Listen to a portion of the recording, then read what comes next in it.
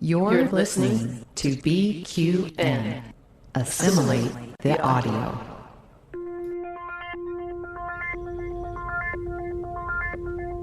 Engage. 78 years have passed since the days of the original USS Enterprise. Now a new Galaxy Star ship has been designed.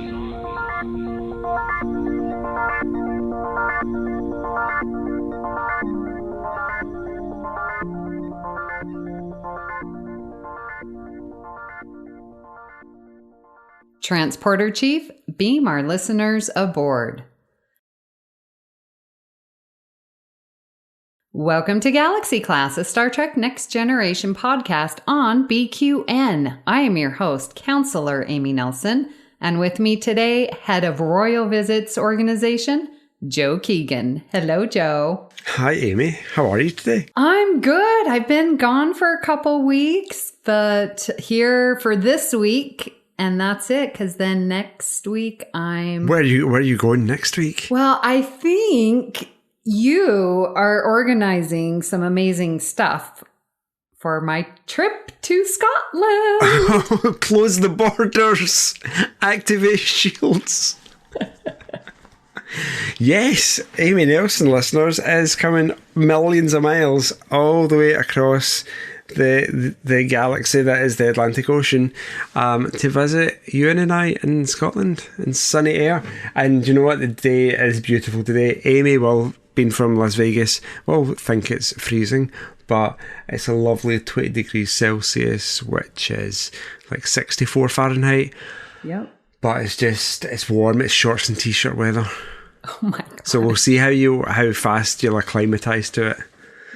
I think I'll bring one pair of shorts, but I don't think I'll be wearing them. Let's just pack for all weather. Yeah. Yeah. Bring your snowshoes, bring your bikini. Okay. Because that could be a new look for like Milan Fashion Week or something. Yeah. Okay, yeah.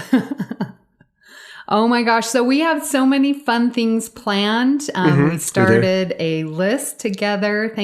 You know, I really am impressed with Apple products because we have been communicating through the notes that we have shared, and we've been organizing. Yes. Yeah. And like I put things that I wanted to do, and you have filled up everything else. I'm so excited. Yeah. And we've got a wee calendar on the go, so we can share details. Yes. So I know when to pick Amy up at the airport. And not leave me stranded.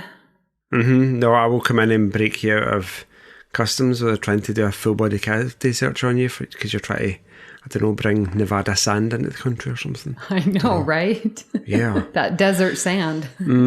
So yeah, very excited about that. So real quick, end of Strange New Worlds.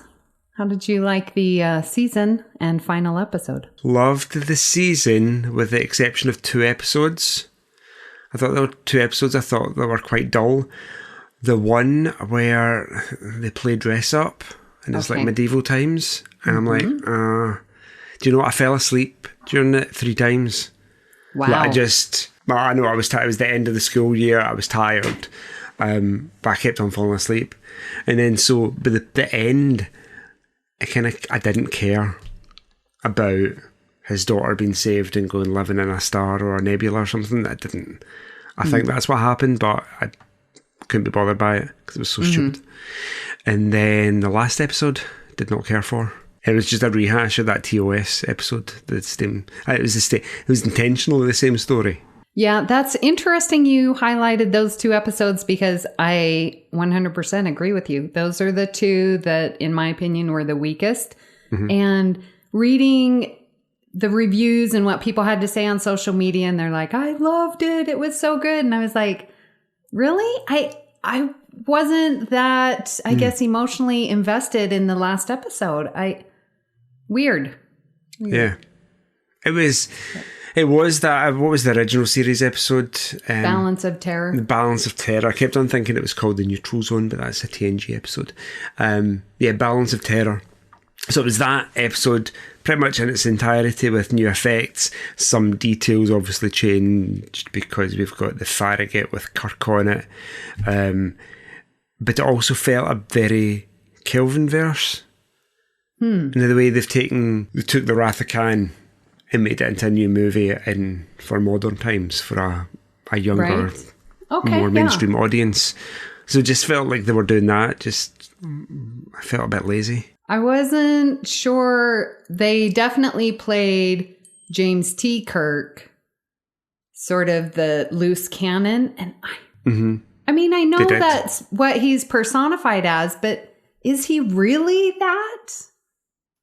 I don't know. I just felt like it was played greater than what Kirk actually did do in the original series. I don't know. He's more measured and he's more thoughtful rather than being so gung-ho. Yeah, and here, Sam Kirk's, well, he, bends the rules every single time and he's a loose cannon. And I'm just like, I don't know. That seems to be just over the top on what he really is. Because there's many times Kirk wants to find, a better solution than just jump into war, jump into, firing phasers. Yeah. I'm glad we agree on that. There was something else. There was nothing about Paul Wesley that said Kirk to me.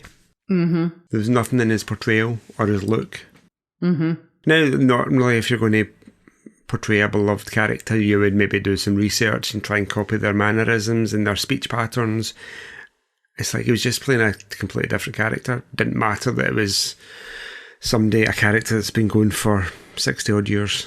Right. So yeah, I wasn't overly fussed by it. Yeah. Now, are we going to see Kirk more in season 2? Do we know? Or I thought that we were only going to see him in season 2. Oh, okay. So not just this one episode. We will see him later.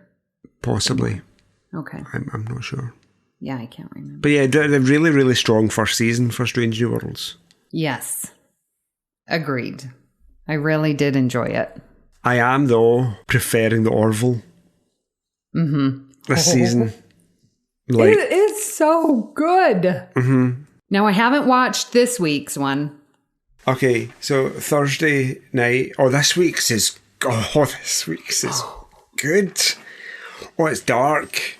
It's like, my goodness. They have been. Last week's was Tale of Two Topas. Oh my gosh, that was tough. It's another gut-wrenching type story like that. With a kind of happy ending that's not happy. Yeah, you go watch it and let me know. Yeah. It's tough.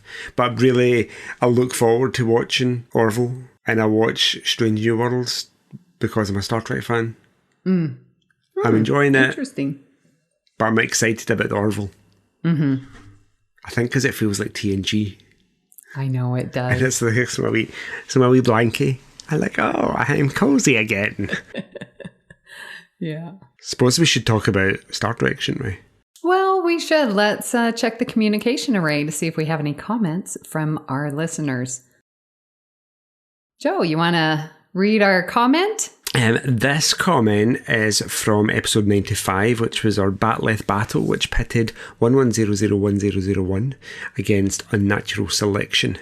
And our lovely co-host, Rhea Papagiorgio, the nonchalant acceptance of genetic engineering and unnatural selection is even more glaring now with Strange New Worlds Season 1. That's a good point. Yes. Yeah. I am worried about our number 1 from Strange New Worlds and what's going to happen there. Well, obviously nothing because she's in the cage. Yeah, but still, they've got to come to terms with it. They got to get away from, this genetic engineering to it's got to be more acceptable because that's where it ends up in TNG, right? Yeah. Where did we get the idea that it's illegal? Deep Space Nine. Yeah. The Doctor, Dr. Bashir. He's been genetically modified and it's illegal and his parents are prosecuted for it. Yeah. So it's illegal like in the later, like in the 23, whatever it is, 70s, isn't it? So it must be illegal. It must continue to be illegal from like Enterprise all the way through to Deep Space Nine. With the exception of Unnatural Selection, Yes.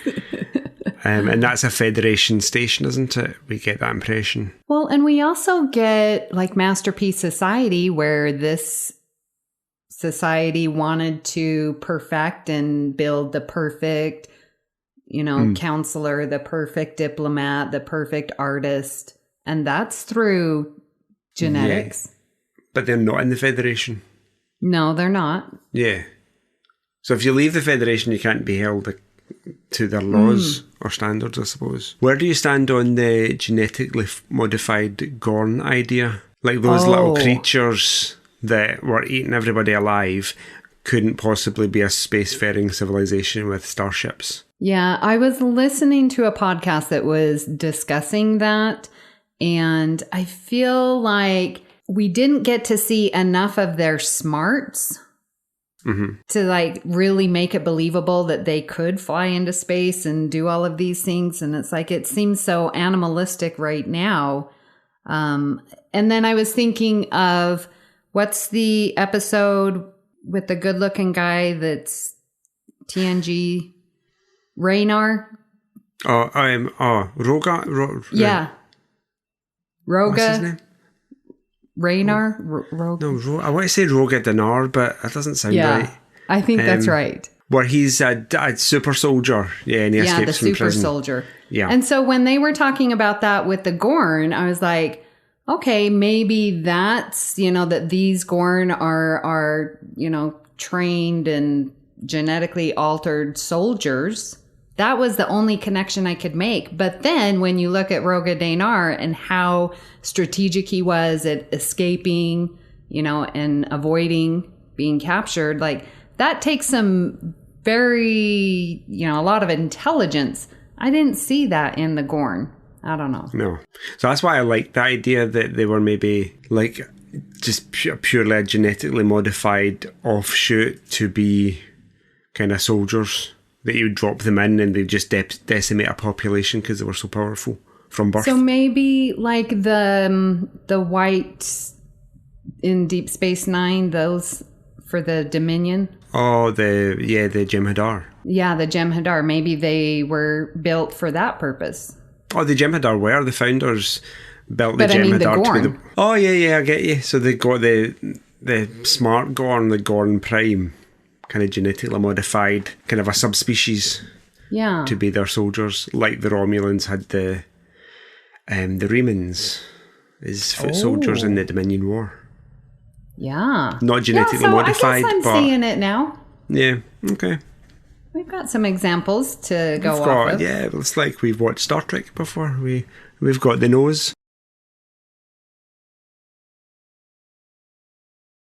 Well, Joe... Today, I cannot remember who recommended this topic. I think it was a listener.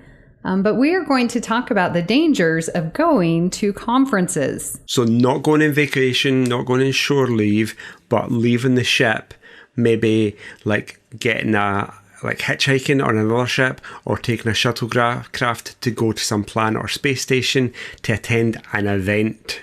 Yes. Which is part of your professional development. It is, which we have done a lot of as teachers. We have, yes. But if we were in Star Trek, we wouldn't, because they're very, very dangerous things to go. You should stay on the ship. And the ship possibly shouldn't go anywhere. Like, just stay in Earth orbit, because that's very safe. Now you're sounding like Bones in Star Trek 09. Oh, yeah. I would love to go to space, but like it's cold, it's full of deadly radiation. You can't live in it without some kind of suitable protection or habitat. Dangerous place. Yeah. Talking about space and the infancy of space travel, have you been watching For All Mankind? Yes, but I haven't seen this week's yet. Oh, okay. Oh, that's so good. But yeah, I'm all caught up except for... Okay, for this week. Okay. Like the Orville, you have to catch up. Stop doing so much travelling. Everything comes like at the same time. It's Wednesday, Thursday. And it's like all these shows drop at the same time and I just don't have enough Orville, Star Trek on a Thursday, The Boys, For All Mankind, Loot. Wednesday. On Thursdays. Oh, Loot. No, Fridays. Fridays. I love Loot. No, For All Mankind is Wednesday. Oh, it's Friday here. Oh, okay. Then no. Then yeah. No, yeah. So you're watching Loot? Oh yeah, I was that way you flick and you're trying to find something to watch, and I thought I'll watch this, and I just like watched cute. it. Maya, what's her name? Maya Rudolph. Yes. She is doing such a great job. I haven't been a fan of hers too much, but this show, What's she been in? Oh my gosh, tons of things. Like usually the stupid, funny girl movies. I just recently saw her. Like Bridesmaids, that kind of idea. Wine Country, and they're going for their 50th. And they go to Napa, and so it's their fun things going on there. I've seen that. Yeah. Oh, yeah, okay. In fact, I think she looks very different in this, though. Yes. So the only reason I know Wine Country, Joe, is because when I went to visit Stephen, we watched it. Yeah. Interesting. But she's been in a lot of things. She's the judge in The Good Place. That's how I know her. Yes. And that was a great show. Okay, so Joe, when I was thinking about trying to find going to conferences and what happened, it was very interesting when I was doing this because I started and my memory just went in backwards. And so from season 7 all the way to the front. And it was weird and I put it in the notes and then I looked at it and I was like, that literally is in the reverse order. And I just found that interesting how my brain went through that order. Usually I start at season 1 and go through. So I don't know. This one, I worked backwards when I was trying to think of conferences. Because it's not an easy one to research. You can like Google Memory Alpha conferences and it gives you a big list of conferences that have appeared in every kind of incarnation of Star Trek. So it's really one you have to kind of do from memory, which is maybe why you naturally went season 7 backwards. Mm-hmm. So what have you got for the first one? First example? So, the first one, listeners, is in Timescape. Now, it opens with Riker in sickbay getting healed by Dr. Crusher because he has some scratches on his forehead. And what happened? Well, Riker doesn't like cats and was feeding Spot while Data is away. And where are they? Well, Data, Troy, Picard, and LaForge are returning from a 3-day conference that were studying the psychological effects of long-term deep space assignment. Is that even a thing when you're on this big palatial ship with all the amenities? You're on essentially a cruise ship, so you're not likely to go insane. Yeah, there's other smaller ships out there, so you might get cabin fever. Yeah. My favourite thing about this episode is seeing the runabout and how big it is. The big one. Yeah. Mm-hmm. This is like the captain's yacht of shuttlecraft. I think I didn't measure it because they don't exist. I looked up. A runabout is like 30 metres long. Okay. It's like 100 feet. Yeah. It's not it's not like a car. It's right.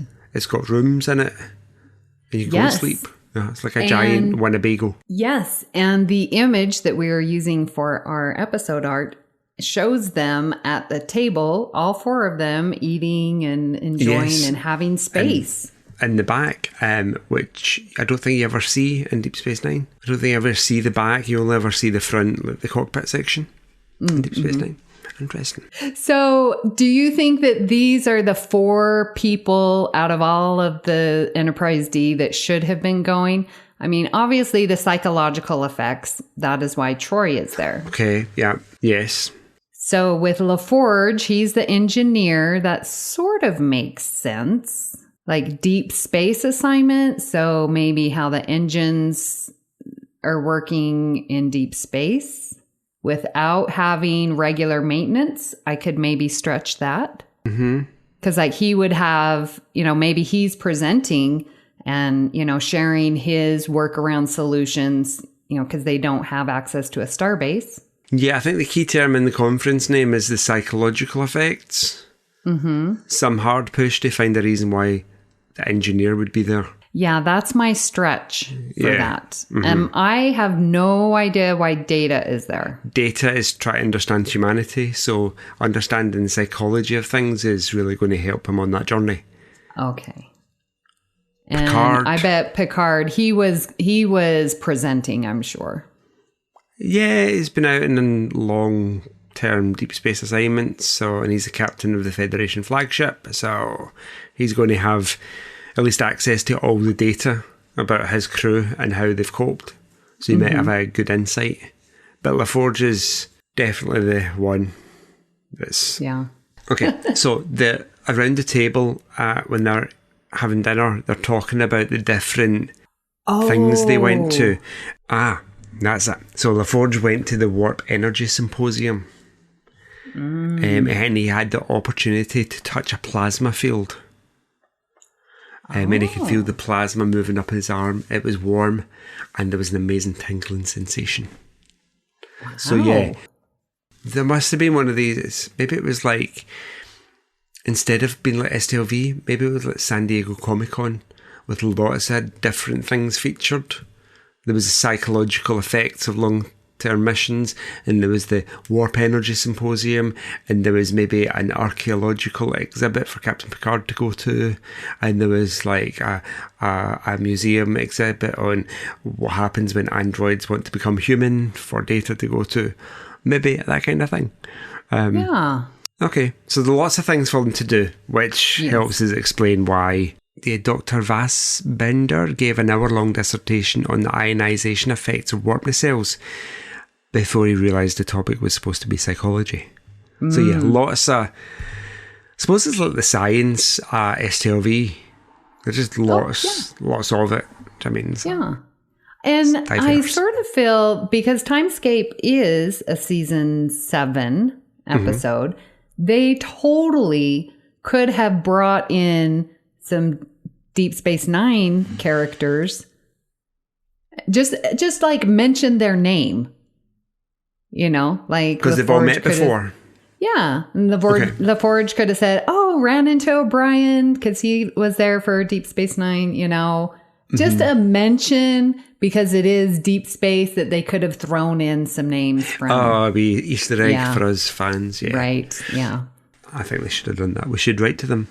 Yeah. In the next Blu-ray edition, they could edit it in, maybe. Yeah. But they're doing so good with Easter eggs with these new shows, so I'm totally fine with it. I know that they really wanted them to stand alone, so... But it's like, Easter eggs don't make a good show.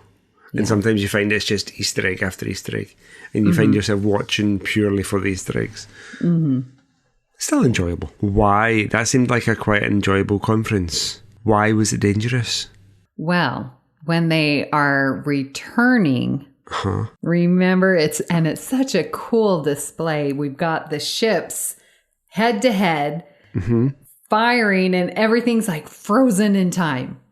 And you are flying into this going, what the heck is going on? Yes. So they were walking in blind, and they have to figure out, why is everyone frozen? Well, they're not really frozen. They're just slowly moving.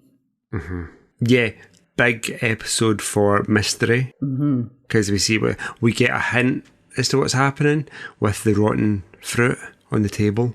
Yes. And then Troy being frozen temporarily. And so we know there's something going on. And then we go back to the ship. I don't really know what's happening, though. They're trying to help each other. And the Romulans are trying to blow up the ship, and the Romulans are on board, and Dr. Crusher's been fired at with a Romulan disruptor at point-blank range, and the warp core's in the middle of a breach. And there's a lot of things going wrong. Yeah, Captain Picard sees a smiley face in the warp plasma. Well, he makes a smiley face. Does he? Yeah, he's the one who makes the smiley face. Okay. It's been a while. Like he's been at a rave in the 90s and done too much LDS. Yeah. Because it's affecting their brains, their minds. It's like temporal narcosis kind of idea. Yeah, he's going a bit nuts. Stay focused. Yeah. Yes, and they've got those cool wee devices that's why you need Geordi and Data there. To figuring out the wee devices that protects them from the weird time anomaly. Yeah. So if they hadn't gone to this conference, then nothing bad would have happened to the ship. Yep. Which is why the conference was dangerous. Yes. I get it. All right, Joe, give me one from your list. Okay, sure. I'm going to steal from your list. Okay. I'm going to go with parallels. Mm-hmm. And in parallels, we see Worf returning from a bat'leth competition where he won first place. Then he gets back to the ship and he's catching up with everybody. I've not watched these episodes and Birthday. Yes.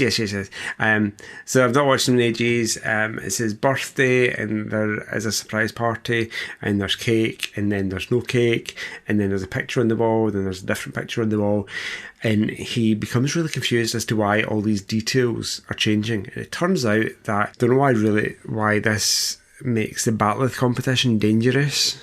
Yeah.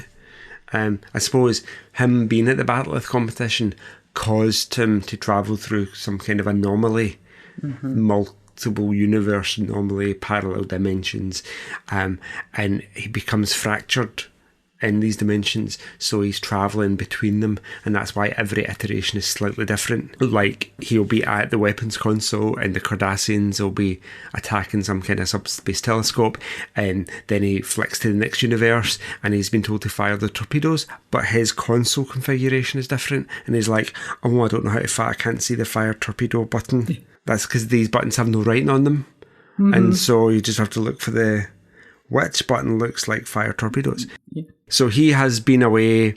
If he hadn't gone away, he would never have travelled through this anomaly, and so wouldn't be bouncing about the place. One thing with parallels, I always find so sad, like with each jump that he makes, he's like, he went from first place down to third place, down to almost an honorable mention. Like, here's your gold trophy for participating, Yeah, he got disqualified, for turning up.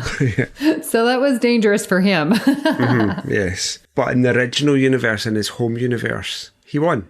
Yes. Which we would expect nothing less of Worf. Exactly. I wonder if he still went to the bat'leth competition in the Borg universe, where they'd assimilated everything. I don't think he got to go, or do you think he'd already died? Was he on the bridge where bearded Riker was going all crazy, saying they're everywhere, you have to help us? Yeah. He wasn't, Worf wasn't there in that episode. Yeah. He got assimilated by the Borg on the way back from the bat'leth competition. Or he probably resigned to help the Klingons fight. That's sort of my headcanon. Yeah, that's dark, isn't it? Yeah. Not unlike this week's Orville episode, but I won't say anything more. Yeah, I love parallels. It's so good. And I love the Troy Worf. I know. But I love seeing their interactions when she's his wife. Yes. And she's like massaging his shoulders. You're so tense. And he's like, what are you doing? That would be a little freaky. You'd be like with a coworker, and they start, excuse me, get off me. What are you doing? That would be weird. That'd be like me jumping through like parallel universes and like I'm jumping to one and Ewan's not here and you and I are married and you live in my house or I live in Vegas and I'm like, what's going on here? Amy, why are you touching me like that? I know, right? You're like, ew, get off me. That's disgusting. Oh, dear. All right. Let's not dwell on parallel universes. Okay. Well, I will say this. I liked how they identified like his quantum signature was a specific number. And then they also did that in the new Doctor Strange where she's like, you're Doctor Strange number 357 your or whatever. Universe has a specific frequency associated with it. Yeah. Well, another one that I was thinking of is the final mission where it's just Picard and Wesley. Picard is going to Pentaris 5 to negotiate a dispute from some miners, but also will be dropping Wesley off to Starfleet Academy. So they get to go in a shuttle. And is this the one where they're sharing the tea sandwiches and talking? And I mean, they're having a good time. No, this is is that a different one? Yeah, this is the one where they don't take a shuttlecraft to take some little miner's banged up old spaceship. Do they meet the miner? No, they get on board on the miner ships on the Enterprise. Yeah. And then they get on board that and it's old rickety. But then why is Wesley? He's taking him to Starfleet. No, remember, they picked up a miner. They're in a shuttlecraft. They're going down and they hit a lightning storm or something. And their shuttle, it's an Enterprise shuttle, gets stranded and they have no water and they have to go into a cave. Yeah, no, it's not an Enterprise shuttle. That's the wee old miner ship. Mind you, something happens in space. One of the engines blows out and they're looking for a habitable planet and there's nothing around, but they find a habitable moon, doesn't it? Oh, yeah. I'm sure. Yeah. And they crash land on that. And then they find a cave with a shielded water fountain. Yes. Yeah. Uh-huh. Yeah. With the water protected. Yeah, and then the miner guy tries to shoot at the shield, but it reflects his energy bolt, which then causes a cave in, and Captain Picard gets hit in the head by a big rock and nearly dies. And Wesley has to science the hell out of it, and in doing so saves Captain Picard. Yeah, but I'm pretty sure that's the wee old miner ship. Okay, so then sidebar, what's the one where they're sharing the sandwiches in a shuttlecraft? Yeah, Captain Picard goes to the replicator in the shuttlecraft and asks Wesley if he wants anything. Samaritan Snare. Season 2? Yeah. Oh, that's the one. Well, this one would actually fit into it, right? Because, Wesley is going to Starbase 515 to take some exams. And where's Picard going?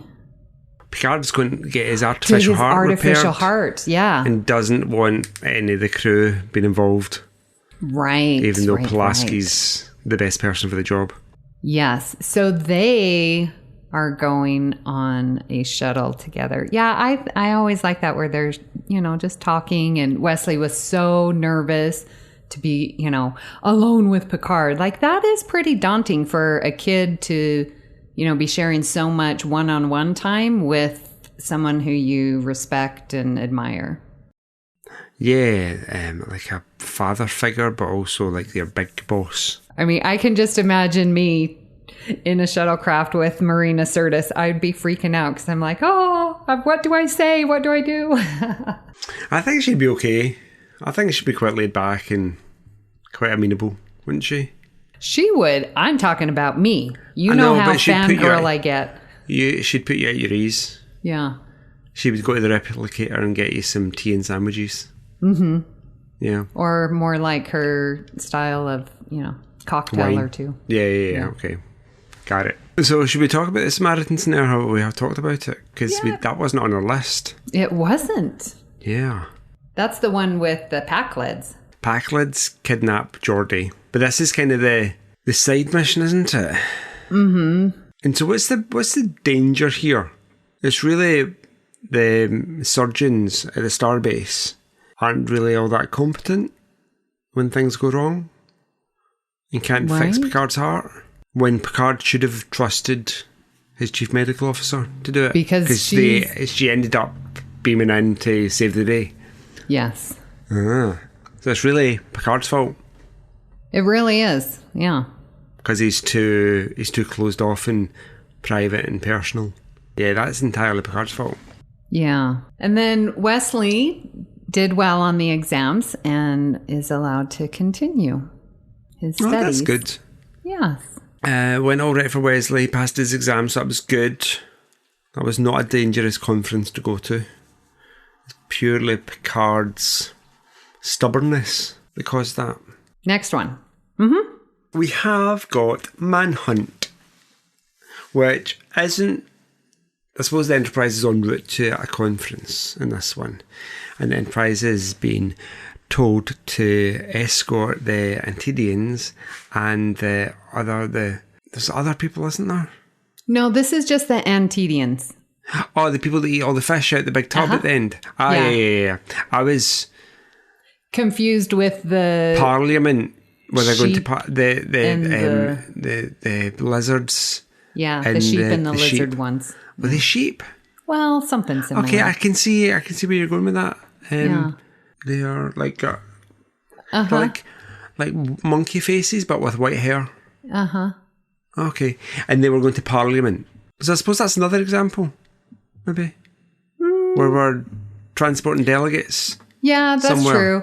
I mean, I did. Yeah, I added Manhunt because I know it's a big stretch, but listeners, we're trying to fill the time here, because they are going to Pacifica Conference and they're on their way. It is the entire ship, but then they get an emergency call, and it is Lwaxana. And she's just trying to hitchhike, isn't she? Get a lift to Pacifica and get a boyfriend on the way. Yeah. Yeah, as she always does. Yeah. So I know it's not really a shuttlecraft, but they are going to a conference. Lwaxana does get. Yeah. And there's some danger there for Picard. Because she's got her talons out. Picard, your thoughts are so impure. Although I can't think badly of Lwaxana, given her character arc that she goes through. I do love her. I like her in this episode, and I like that. I like the whole thing with the holodeck, how she like falls for this guy. I mean, how unique for her that she comes across someone that she can't read their thoughts, you know? Yes. So, I mean, that would be very exhilarating and new and fresh for her. So I totally get how she's fallen for a good looking guy in the holodeck. He's pretty good looking too. There's no mystery to anybody if you can read their thoughts. Right. There's no excitement of like getting to know someone. Okay. What's the bad thing in this episode, really? The Antedians are going to blow up the conference as a bomb in their fish. Yes. A fish bomb, haven't they? And she reads them. She saves it, yeah. Totally. Okay. This one, most definitely, Skin of Evil. Yep. Season 1, they are picking Troy up and they're traveling through the Zedlapi sector, and the shuttlecraft pilot goes in and it's audio only and there's damage, and they land on Vegra 2, and that is where we run into Armis. And that's some danger for Tasha at this conference right here. So that wasn't like the dangers of going to the conference. The conference was fine. It was coming back. It was en route back. And they crash land on Vegra 2. Okay. Oh, it's bad. Out of all those planets in the Vegra system, they landed on the one with Armis on it. I mean, there should have been some kind of warning buoy. We see the Enterprise put up warning buoys all the time. Around derelict ships or places with viruses that will kill everyone. Yeah, we see that. Or maybe nobody had visited. Maybe the Enterprise was the first to get there. Well, someone left Armis there. So whoever did that, that's bad on them. He was discarded, wasn't he, by his people? Yeah. They dropped him off and ran away. He was the collection of all the bad in their society. Poor Tasha Yar. Yeah. So I wonder what conference Troy was going to this time. She's the one who obviously cares most about her profession because she's the one who goes to the most conferences. Does she... Because the medical people have to go to more conferences? They should. I think, doesn't Pulaski say that she goes to a conference or... No, she just says that she reads the research. Okay. Yeah. It doesn't say, it's just she's returning from a conference? Yeah, it doesn't say which one. Okay, so what was she at? Obviously. Was it counselling? Yes. Psychology, psychiatry, and psychoanalysis. How to, yeah. And, maybe she presented. I mean, I always like to think that they are going to these conferences not only to learn, but to present. Have you presented at a conference before? Yes. Have you? Oh, yeah. Yeah. Well, Okay. I was over Southern Nevada Math Council, and we have an annual conference, and I did an hour session talking about math and nature, and we went over Fibonacci sequence and the Fibonacci spiral and looked at, the math and nature and like how I teach it to my students with hands-on projects and stuff like that. Okay. On your way back home, did you get kidnapped by a Colombian drug cartel? Could have been, because, Southern Nevada. Yeah. It would have been a Mexican drug cartel, wouldn't it? Then, maybe. Interesting. I am on the Health and Safety Advisory panel for the union, the teaching union that I'm in, the Scottish Secondary Teachers Association. And we do health and safety training for our health and safety reps around the country. And I'm going to do one in September actually, do a talk on, it was on social media, like using social media for teachers and the dangers and like kind of common sense and what not to do, how to protect yourself. But it's kind of grown arms and legs and becoming kind of how to teach in the digital age in terms of keeping yourself safe. Oh, that's really nice. That's good. That's important.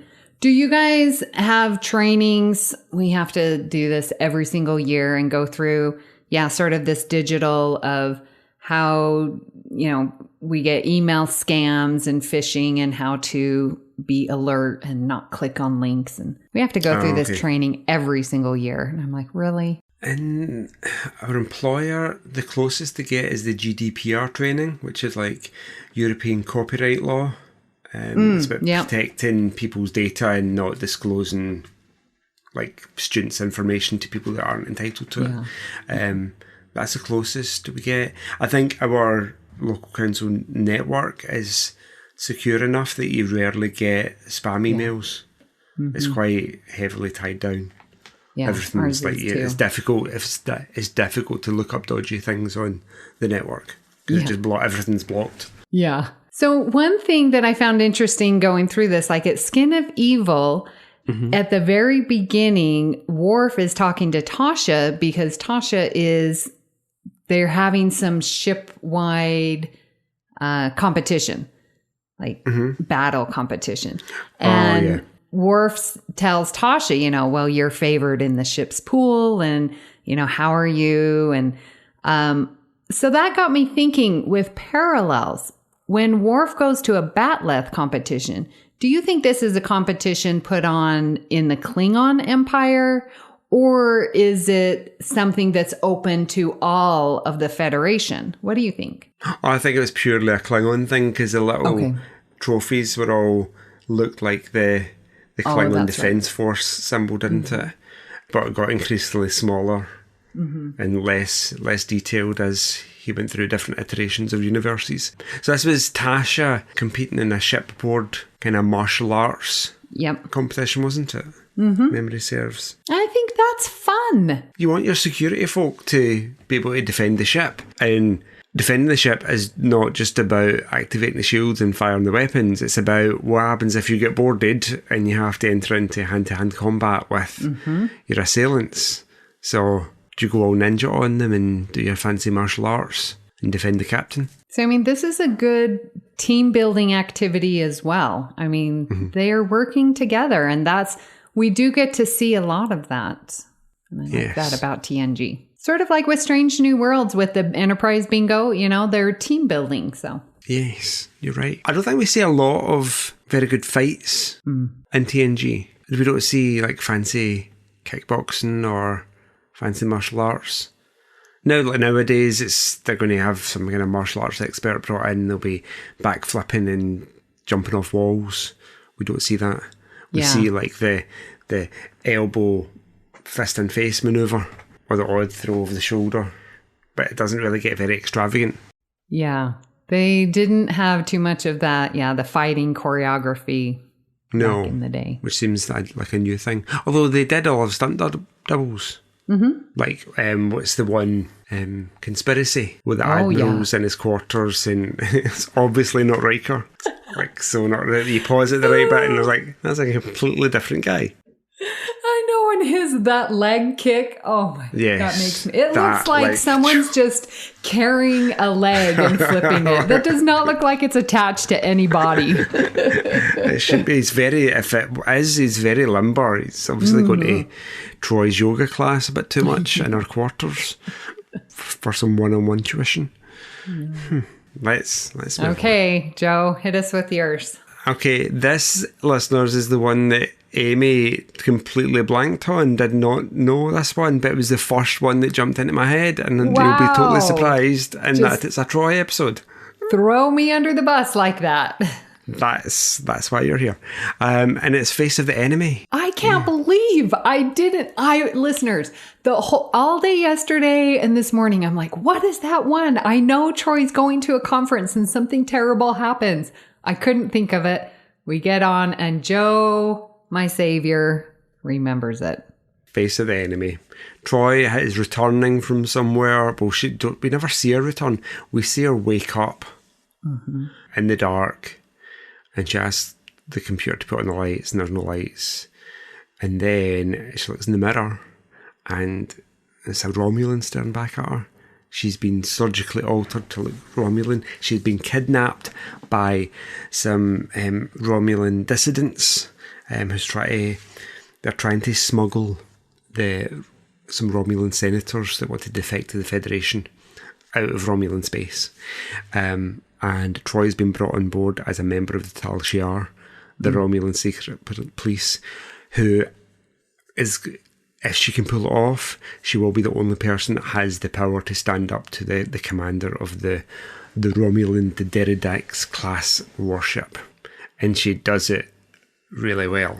Oh, yeah. But you got to know she's using all her psychological training, and she's on point completely. So yeah, Troy, don't go to any more conferences. I know. And she was coming back from a conference. She was. Yeah. Mm-hmm. See, she's the one who cares about her profession and continually learning and growing. Troy was at a neuropsychology seminar at Bukhara 6. Yes. The last thing she remembers was returning to her quarters. She was attacked and felt a hypospray, which knocked her out. So what was that symposium again?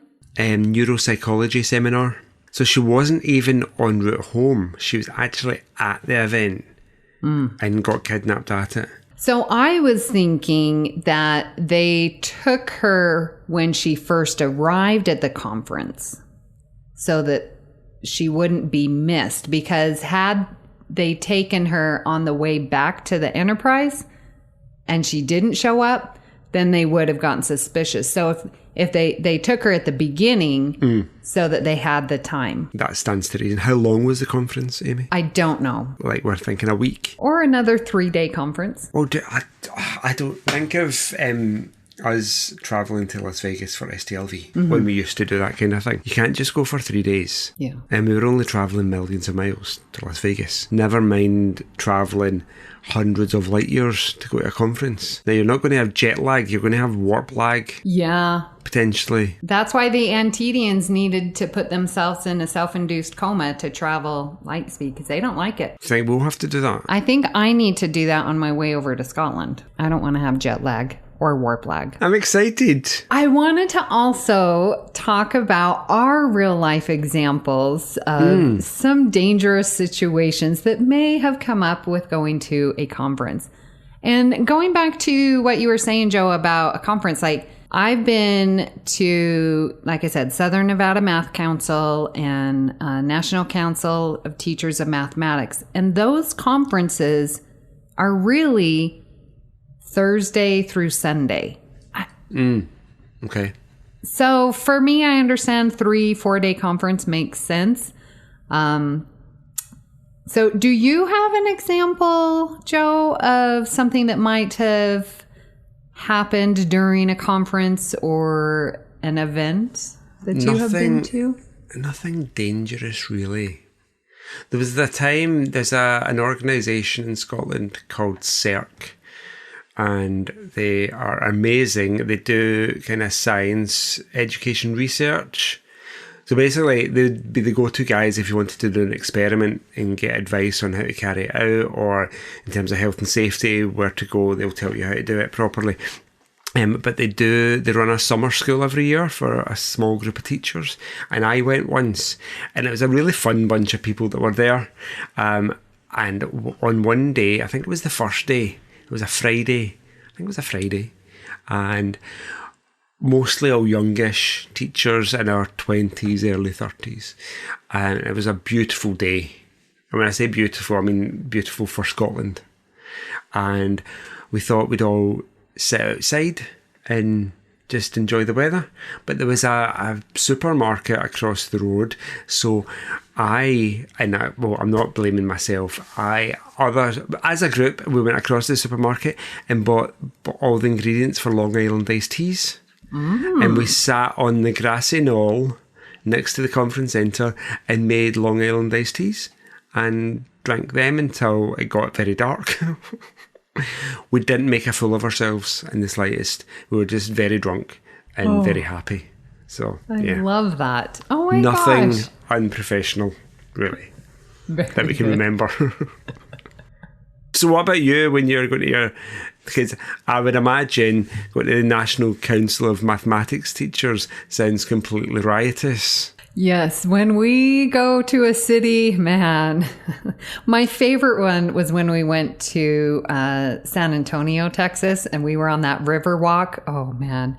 And it was just like all math teachers, and we would just go from one place to the next. Oh, hey, and have a drink here and have it.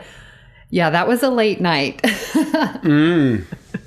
So the maths teachers weren't, like, as their subject suggests, really, really dull. Oh, no. And math is never dull, Joe.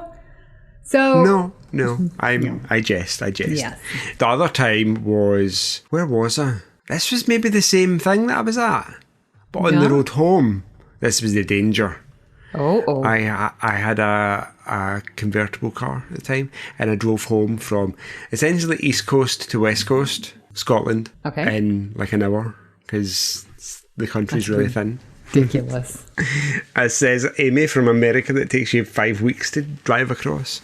Yes. But I got home and I ended up getting like an infection in my eyelid called a chalazion, which is a bit like a sty, but it's on the inside of your eyelid. And my whole eyelid kind of ballooned up, like red and disgusting. Oh, yeah, it wasn't pleasant. Never had one since, never had one before, but it was... And I had to go to school with this big giant eye bag. Nasty. Oh. So I'm never going back to that conference again. See? Dangers of going to conferences. Going to conferences, yeah. Yeah. Well, I didn't... Tell me about the time about the Colombian drug cartel. Come on. You're so funny. Is this going to be like a hangover movie? No. You ended up in Bangkok... This would be more like Worf's. It's not a conference. So I was 17 years old, just barely turned 17, and took a trip over to Europe. This was with a school trip, a school guided, and we landed in Barcelona, and I forgot my contact case. And I'm like, I'll just go to the pharmacy and pick something up or, some store. I had never in my life seen a roundabout before. So I had my hotel key, which was just the key to the door. And I walked down the street and everyone had already gone. They left me. I still don't understand. And so I go walking down the street and there's a roundabout. And I'm like, oh, this is cool. I'll just go over to this street, not even paying attention, just thinking, oh, I know where I am. Walk down. There is another roundabout. There are 20 gazillion roundabouts. I got lost. My very first day in Barcelona, all by myself. No one was with me. I'm lost the entire day. And I left around noon. And it's now like 4 p.m. and I'm seeing all the school children in their uniforms going out. And now I'm getting worried. I'm like, this is getting close to dinner time. I'm supposed to be meeting up with everyone. I asked the cops. All I had was this key. It didn't even have the address or it had the hotel name. And, back in the 90s, this was 1990. We had to look at the phone book. Oh my gosh. I was so lost. But I survived. Did they speak English, the cops? Very little, yes. But we were able to communicate. Yeah. And with my broken Spanish, I know, yeah. So that was on me. But returning from this conference, as we will say, I fly in and everyone's getting picked up. And I'm like, where's my mom? Where's my mom? And of course, 90s, no cell phones, nothing. Yeah. I'm standing there at the airport. My mother forgot that I was coming home that day. She thought I was coming home the next day. So I got stranded at the airport.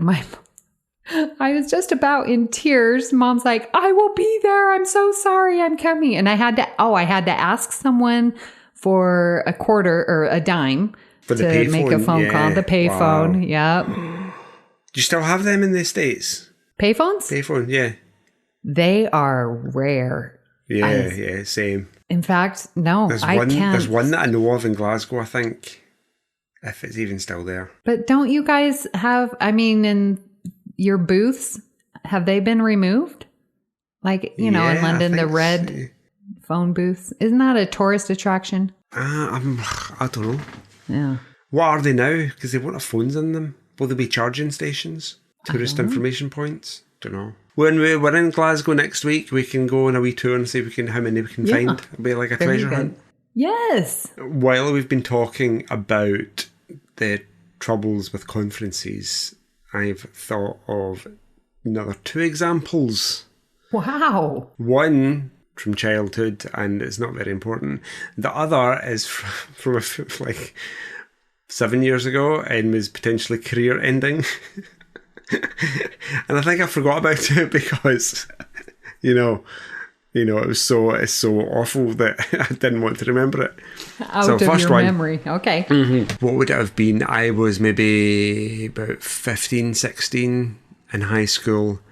The one school wind band were doing a tour of some schools in Austria. Mm-hmm. So we are going from Glasgow, driving the bus, taking the ferry across to France, and driving to Austria to do some little concerts in schools for the public over there. Who leaves their clarinet at home? Oh, you did. I did, the whole purpose of the trip. Yes. Oh. So, still had a great time. Me and the other first clarinetist decided just to share our clarinets. So, she played one gig, I played the other. And the other time is where I led a group of 24 high school students to Houston in Texas. Wow. Yeah, like only 5, 6, 7 years ago. Did you go to NASA? Yeah, that was the purpose of the trip. We were visiting NASA. I got to meet loads of astronauts and flight directors and scientists. And now, was that at a conference? Because I know NASA does, because I've attended one where they specifically for teachers and students to go. Right. No, this was organised by a company very close to physically close to my school, run by 2 people that are very local as well. Who had been running events to take international professionals over to NASA to have many kind of 5-day conferences, meet the astronauts, ask questions, learn about the science, learn about what it is to work for NASA. And this was the first event that they were running for school students. So we did, I think it was 7 days in Houston. And each day there was a programme of events where we'd visit Rocket Park, or there would be a presentation by scientists like Stephanie Trausch, who, did she develop the toilets on the space shuttle or something like that? Because there's so many different scientists and everybody's got the responsibility for all the little different buttons and everything. And then we did 3 days in Washington, D.C. Wow. Just to be the tourist thing, going around the Smithsonian, seeing the Enterprise, the original model at the Smithsonian. So beautiful. Like, all 24 kids saw me cry. I mean, it's like when you walk in, you're like, oh my gosh, this is real, you know? Yeah, it's part of our history. Absolutely. Our future history, yeah. So that was an amazing trip. On the way back home, we'd flown from Washington to Schiphol in Amsterdam, and then we were going to get the flight from Amsterdam to Glasgow. So if you've ever taken a large group of kids away, you forever count them.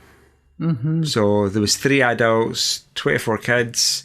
We are each roughly responsible for 8 kids each. So you count 1, 2, 3, 24, 24, like multiple times an hour, just to make sure that you were all together. Then on the plane we boarded, we were taxiing to take off from Amsterdam.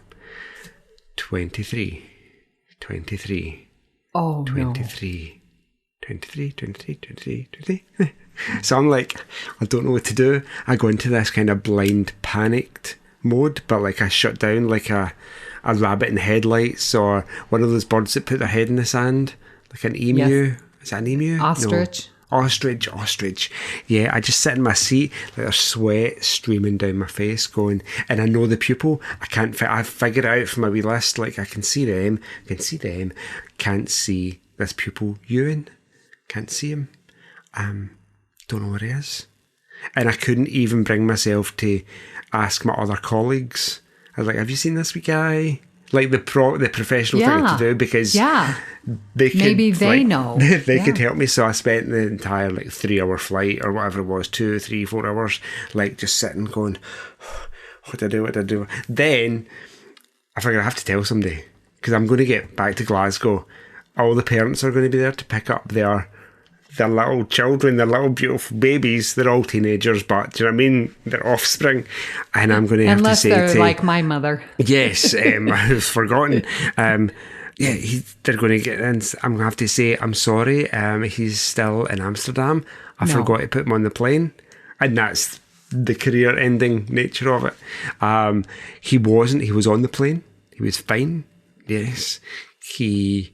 I had just miscounted, and 20 times. Oh my and I God. Couldn't see him. He was sitting at a window seat with his baseball cap down, right tucked into the window, half asleep. And I just literally couldn't see him. I can't even believe that you allowed the plane to take off. I think it was just sheer. Wow. What do you do in a disaster? Is lucky for you. Oh, lucky. I'm my heart is beating fast already. Wow. Just for you. Yeah. Cold sweats. But he was there all along. There was literally nothing wrong. My brain just went to a place where everything started to unravel. Panic. Yeah. Yeah. Yeah. I told my colleagues that were with me, and they were like, "Oh yeah, he was here all along." And I'm like, "Why didn't I just say something? Yeah. I'd all have been fine." Oh dear. Yeah. Well, we did ask our listeners on our Facebook group, BQN Collective. Join us there if you want to continue having fun with us. And Greg Cox shared. I just an have amazing to story. laugh. Yes. So once he says at a San Francisco convention. Oh, wait, just kidding. Sci-fi. Yeah. I'm sure. Oh, sci-fi or some. Yeah, sci-fi. Oh, no, it's in Seattle. Yeah, yeah. Seattle and San Francisco are different cities. Yes, they are. I know this. Once at a sci-fi convention in Seattle back in the 80s, I got roped into handing out condoms while dressed as a giant squid. I was the safe sex cephalopod. Greg, that is hilarious. I really would be interested to know more. How do you get roped into doing that? That's funny. We also got one from Vera Bible. So Vera had to work at a conference in May down in Miami. But Vera lives in London, doesn't she? Mm-hmm. Oh. But she was over in Miami. Yes. In May. Okay. The hotel messed up the room requests, so I had to share a bed with a co-worker. Oh, the bathroom door was a sliding door, but didn't close all the way, and I got COVID during... Oh, no. And she got COVID during the trip. Definitely a Trek-worthy conference debacle. Laugh out loud. Oh, dear. Oh, Vera, that's horrific. Okay. The sharing with co-workers thing, I'm like, no. I've had to do it a couple of times. Sharing a room, but sharing a bed. That's even worse than sharing a room. And to not have the bathroom door closed, that's pretty bad, Vera. I feel for you. I wouldn't want to do that. But that's even more awkward that she got COVID during the trip and having to share a room with someone. Dangers of going to conferences. That's a good one, Vera. Thanks for that.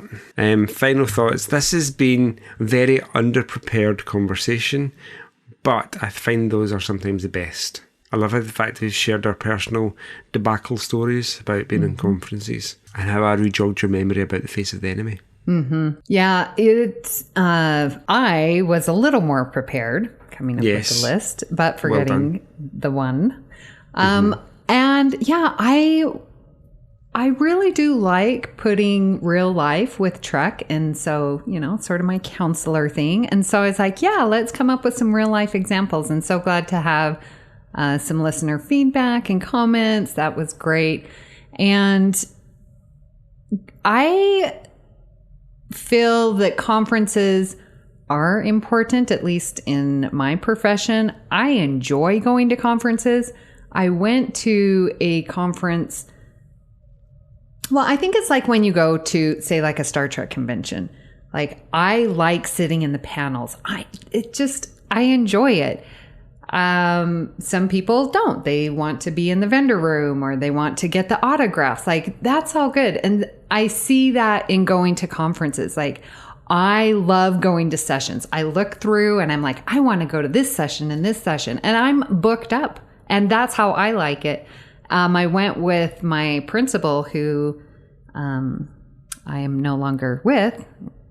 And she would go to one and then just leave the conference and just go out. Oh, I'm going to go grab lunch and never come back. Or if usually they're, near beaches. Oh, some people. Taking advantage. Yeah. But I enjoy conferences. I'm glad to see that there are still professional development and conferences going on in the 24th century. That makes me very happy. Do you know what? It's all about developing as a human and it is broadening your horizons. So I'm not surprised they still exist. We would love to hear what you thought of today's episode and hope you'll join our Facebook group, the BQN Collective, to continue our discussion there. You can also tweet your thoughts at Galaxy Class Pod. And you can also follow the network on Twitter and now on Instagram at BQN Podcasts. Please hit the subscribe button on Apple Podcasts or, I suppose, Spotify or any other podcast streaming media platform that you have. There'll be a wee subscribe, probably a wee plus symbol that you hit in order to add it to your list of regularly downloaded podcasts. And you can also leave us a star rating and a written review. If your chosen podcast platform allows you to do that, that'd be awesome. And it also helps others to find the show. So Amy, where can people find you when you're not... it has to be something about becoming like the major domo in a drug cartel, doesn't it? You get kidnapped into the cartel and then you end up going all Breaking Bad and taking over and becoming the grand they madame. Force me to cook the books and then I take over all the money. Mm-hmm. Yeah, because you know where the money's at, and money is power, and you've got the power, and so you kill all the first lieutenants and you're like, hey, I am Amy, I have the drugs. So when you're not doing that, what might you be doing? Well, and if you're in Clark County School District listening to this, I am by no means implying that Amy is involved with drugs in any way, shape or form whatsoever. Thank you for clearing that up. Well, when I'm not organizing and dominating the drug cartel in Clark County, you can find me here on the network where I'm co-hosting All Good Things. Sort of hit and miss. Thankfully, Christos has been filling in for me while I'm out on vacations, but I really am co-hosting that show. I'm also on Union Federation, that's talking about the Orville and New Trek. I am on Twitter at Miss Amy Nelson, and of course in our Facebook group, BQN Collective. And Joe, where can people find you miscounting students over and over again and not telling anyone? Because 23 does not equal 24. No. 23 does not equal 24, but equals blind panic. That is an inequality and an equation all wrapped into one. When I just, do you know what? I just feel like I have to set the record straight. Like TSA, if you're listening, or Borders and Customs, like Amy Nelson is not smuggling 5 kilograms of crack into the UK on Thursday. No. No.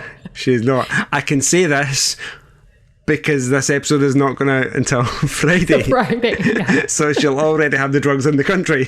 It's we funny thwarted because you.